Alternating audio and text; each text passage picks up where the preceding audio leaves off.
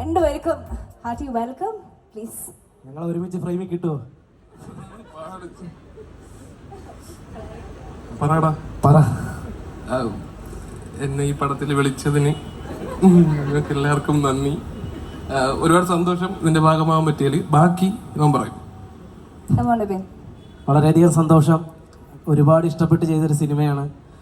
കാരണം എനിക്ക് ഈ സിനിമ കിട്ടിയതിൽ ഇന്ത്യൻ റെയിൽവേയും ഒരു പങ്ക് വഹിച്ചിട്ടുണ്ട്. കാരണം ഞാൻ എറണാകുളത്ത് നിന്ന് ഡബ് കഴിഞ്ഞിട്ട് വീട്ടിൽ പോകുമ്പോഴാണ് എനിക്ക് ഫോണിലൊരു കോൾ വരുന്നത്.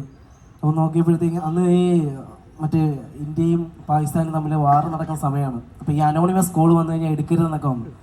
അപ്പോഴത്തേക്കും ട്രൂ കോൾ ഇങ്ങനെ കോൾ വന്നപ്പോഴത്തേക്കും ഒരു അവസാനം കുറേ 5-0 ഞാൻ പേടിച്ചു പോയി.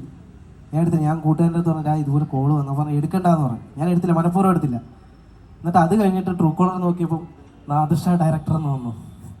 അപ്പം ഞാൻ പിന്നെ തിരിച്ചു വിളിച്ചപ്പോഴാണ് ഇക്ക പറഞ്ഞത്. അപ്പം ഏകദേശം കോട്ടയം കണ്ടെത്തി 5 മിനിറ്റ് ഉണ്ടായിരുന്നു. അങ്ങനെ കോട്ടയത്തിരുന്ന് റെയിൽവേ സ്റ്റേഷനിലിരുന്നാണ് ഞാൻ തിരിച്ചു വിളിച്ചപ്പോൾ ഇക്ക എൻ്റെ അടുത്ത് കഥ പറയുന്നതും വിഷ്ണു ചേട്ടൻ്റെ കൂടെ കോമ്പിനേഷൻ ആണെന്ന് പറയുന്നതും അപ്പോൾ തന്നെ ഞാൻ പറഞ്ഞു ഞാൻ ചെയ്യാം.